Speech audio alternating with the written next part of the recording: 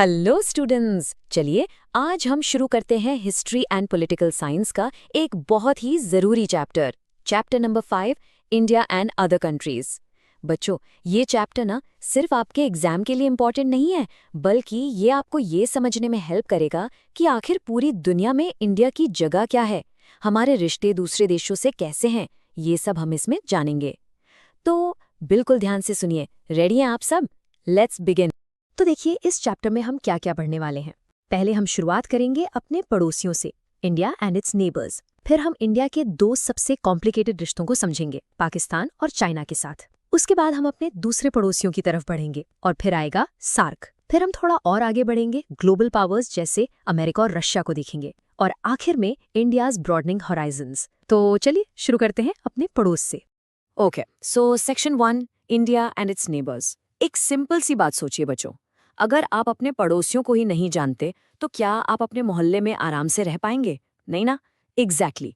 ठीक उसी तरह एक देश के लिए उसकी फॉरेन पॉलिसी को समझने के लिए सबसे पहले उसके पड़ोस को, उसकी ज्योग्राफिकल लोकेशन को समझना बहुत जरूरी है। तो ये है हमारे पड़ोसी देश। एक नज़र डालिए, अफगानिस्तान, पाकिस्तान, फिर श्रीलंका, बांग्लादेश, म्यांमार, नेपाल, भूटान, चाइना और मालदीव्स। जरा इंडिया के मैप को अपने दिमाग में लाइए, सोचिए। इन सभी देशों में नेचुरली इंडिया साइज में भी बड़ा है, इकोनॉमी में भी और टेक्नोलॉजी में भी काफ़ी आगे है। और इसीलिए साउथ एशिया के इस पूरे रीजन में इंडिया का रोल एक लीडर का बन जाता है। तो सवाल ये है कि इंडिया अपने पड़ोसियों के साथ डील कैसे करता है।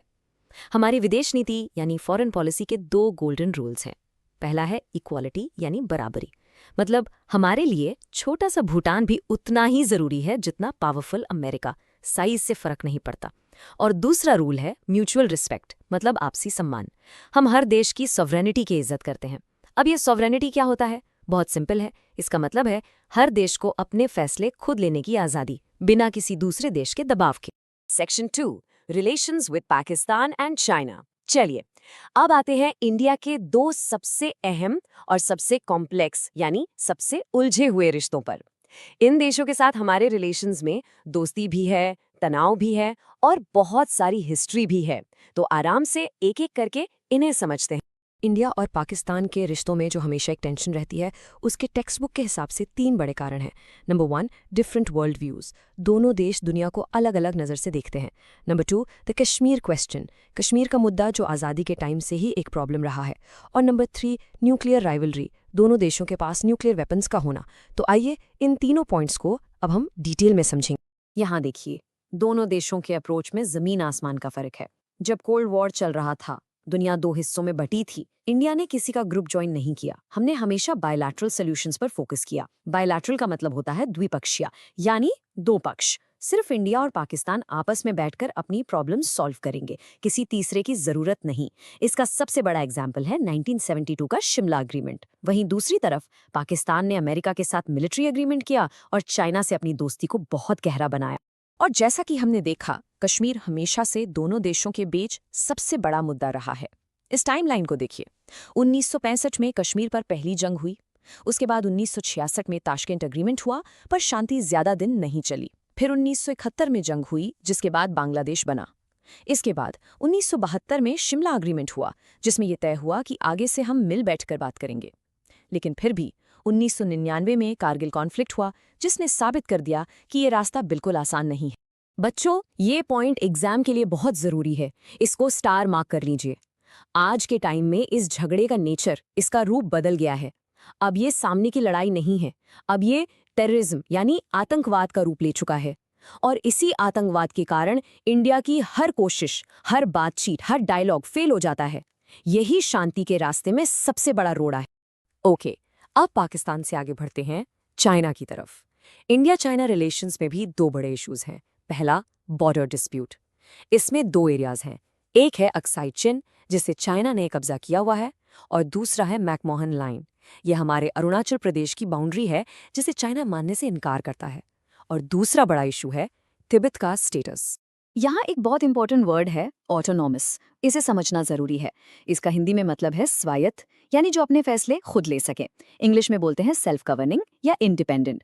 तिब्बत हमेशा से एक ऑटोनॉमस रीजन था, लेकिन जब चाइना ने वहां अपना मिलिट्री कंट्रोल बढ़ाना शुरू किया तो वहां के स्पिरिचुअल लीडर दलाई लामा ने इंडिया में शरण ली। और यही बात चाइना को पसंद नहीं आई, जो आज तक दोनों देशों के बीच टेंशन का एक बड़ा रीजन। अब चाइना से जुड़ी हमारी जो सिक्योरिटी कंसर्न्स हैं, उन्हें 3 पॉइंट्स में समझिए। पॉइंट 1, चाइना और पाकिस्तान की गहरी दोस्ती। पॉइंट 2, चाइना का पाकिस्तान को हथियार और मिसाइल टेक्नोलॉजी देना। और पॉइंट 3, चाइना का हमारे दूसरे पड़ोसियों जैसे श्रीलंका, नेपाल पर अपना असर बढ़ाना। पर इन सब टेंशन्स के बाद भी इंडिया ने हमेशा बातचीत का रास्ता खुला रखा है। और हाँ, इकोनॉमिकली यानी ट्रेड के मामले में दोनों देशों के बीच रिश्ते काफी बेहतर हुए हैं।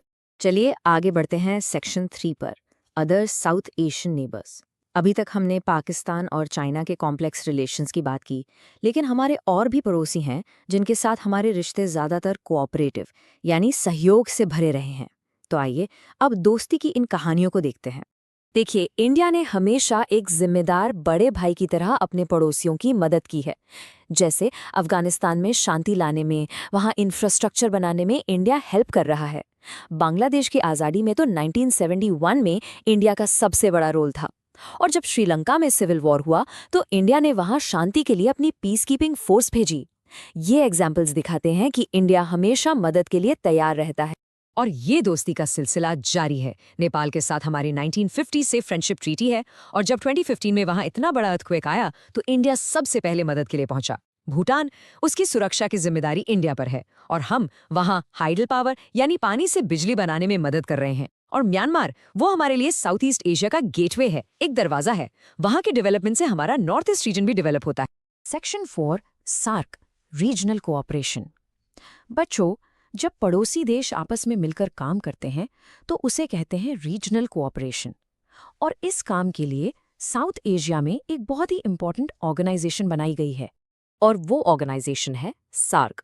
ये 1985 में बनी थी। इसका फुल फॉर्म जरूर याद रखिएगा, south Asian association for regional cooperation. इसका मकसद, इसका मिशन बहुत सिंपल है। साउथ एशिया के सभी देश मिलकर आर्थिक विकास यानी इकोनॉमिक डेवलपमेंट करें, ताकि पूरा का पूरा रीजन एक साथ आगे बढ़े। सार्क के जो मेंबर देश हैं, उनके कुछ कॉमन इंटरेस्ट्स हैं, यानी सबके लिए ज़रूरी चीज़ें, जैसे गरीबी मिटाना, खेती-बाड़ी को डेवलप करना, टेक्नोलॉजी में आगे बढ़ना। और इनका एक बहुत बड़ा गोल है South Asian free trade area बनाना। अब फ्री ट्रेड एरिया क्या होता है?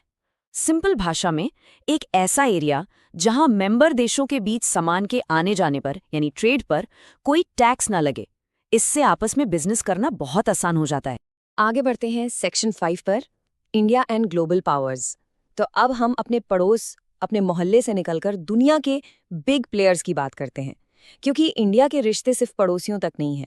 अमेरिका, रशिया जैसी ग्लोबल पावर्स के साथ भी हमारी स्ट्रेटेजिक पार्टनरशिप्स हैं, ऐसी साझेदारियां जो देश के लिए बहुत अहम होती हैं। इंडिया और अमेरिका, दुनिया की 2 सबसे बड़ी डेमोक्रेसीज। हमारे रिश्तों में बहुत उतार चढ़ाव रहे हैं। शुरुआत में हम अच्छे ट्रेड पार्टनर्स थे, लेकिन 1998 में जब इंडिया ने न्यूक्लियर टेस्ट किए तो अमेरिका हमसे नाराज हो गया। फिर एक टर्निंग पॉइंट आया, 2005 का सिविल न्यूक्लियर एग्रीमेंट। इस एग्रीमेंट के बाद इंडिया और अमेरिका के रिश्ते एक नए और मजबूत दौर में शुरू हुए, जो आज तक जारी हैं। अब बात करते हैं रशिया और यूरोप की। रशिया हमारा एक टाइम टेस्टेड फ्रेंड है। हमारे रिश्ते हमेशा से बहुत मजबूत रहे हैं। 1971 की इंडो सोवियत ट्रीटी इसका सबसे बड़ा सबूत है। डिफेंस, टेक्नोलॉजी, हर चीज़ में रशिया ने हमारी हेल्प की है। और वहीं जर्मनी, फ्रांस जैसे यूरोपियन देशों के साथ हमारे रिश्ते टेक्नोलॉजी और इन्वेस्टमेंट पर बेस्ड हैं। हम उनसे वेपन्स टेक्नोलॉजी लेते हैं और क्लाइमेट चेंज, टेररिज्म जैसे बड़े मुद्दों पर मिलकर काम करते हैं। एंड फाइनली हमारा आखिरी section, section 6, India's broadening Horizons. इसका क्या मतलब है? इसका मतलब है इंडिया के बढ़ते हुए कदम, कि कैसे इंडिया अब सिर्फ अपने पड़ोस या बड़ी शक्तियों तक ही सीमित नहीं है, बल्कि पूरी दुनिया से जुड़ रहा है। चलिए देखते हैं कैसे। देखिए, आज इंडिया पूरी दुनिया के साथ एक्टिवली जुड़ रहा है। अफ्रीका के देशों को डेवलप होने में हम हेल्प करते हैं, और वहां से हमें एनर्जी मिलती है। ईस्ट में इंडो पैसिफिक रीजन में जापान, ऑस्ट्रेलिया के साथ हमारा ट्रेड और मिलिट्री कॉपरेशन बढ़ रहा है। और वेस्ट एशिया से तो हमारी लाइफलाइन आती है, मिनरल ऑयल। साथ ही इजराइल जैसी कंट्री से हमें एडवांस टेक्नोलॉजी मिलती है। ये बहुत बहुत इंपॉर्टेंट टर्म है बच्चों, ध्यान दीजिए। Act east policy. देखिए 1991 के बाद इंडिया ने साउथ ईस्ट एशिया के देशों जैसे सिंगापुर, मलेशिया, इनके साथ ट्रेड बढ़ाने के लिए एक पॉलिसी शुरू की जिसका नाम था लुक ईस्ट पॉलिसी। फिर 2014 के बाद इस पॉलिसी को और ज़्यादा एक्टिव और ज़्यादा प्रोएक्टिव बनाया गया और इसका नाम बदलकर एक्ट ईस्ट कर दिया गया। लुक से एक्ट का मतलब है अब हम सिर्फ उनकी तरफ देख नहीं रहे हैं बल्कि एक्टिवली उनके साथ जुड़ रहे हैं। तो इस पूरे चैप्टर का सार, इसका आखिरी निचोड़ क्या है, वो इस कोट में छिपा है। इंडिया की फॉरेन पॉलिसी का सबसे बड़ा मकसद सिंपल है, सभी देशों के साथ दोस्ती बनाए रखो, एक दूसरे की मदद करो ताकि इंडिया का भी विकास हो और दूसरे देशों का भी। वसुधैव कुटुंबकम की जो हमारी सोच है ना, the world is one family, यही हमारी पॉलिसी की नींव है। तो चलिए इस माइंड मैप से जल्दी से सब कुछ रिवाइज करते हैं। हमने देखा कि इंडिया की फॉरेन पॉलिसी एक बैलेंस है, पड़ोसियों के साथ दोस्ती पर जोर, लेकिन चाइना और पाकिस्तान जैसे चैलेंजेस को हैंडल करना। हमने सार्क के थ्रू रीजनल यूनिटी की बात की, हमने यूएस रशिया के साथ स्ट्रेटेजिक पार्टनरशिप्स को समझा और आखिर में एक्ट ईस्ट पॉलिसी से इंडिया के बढ़ते ग्लोबल एम्बिशंस को देखा। बच्चों, इस चैप्टर को बहुत अच्छे से रिवाइज करना। All the best for your exams. मुझे पूरा विश्वास है कि आप बहुत अच्छा करेंगे। This lesson was brought to you by Galaxy Classes, created only for study and concept clarity.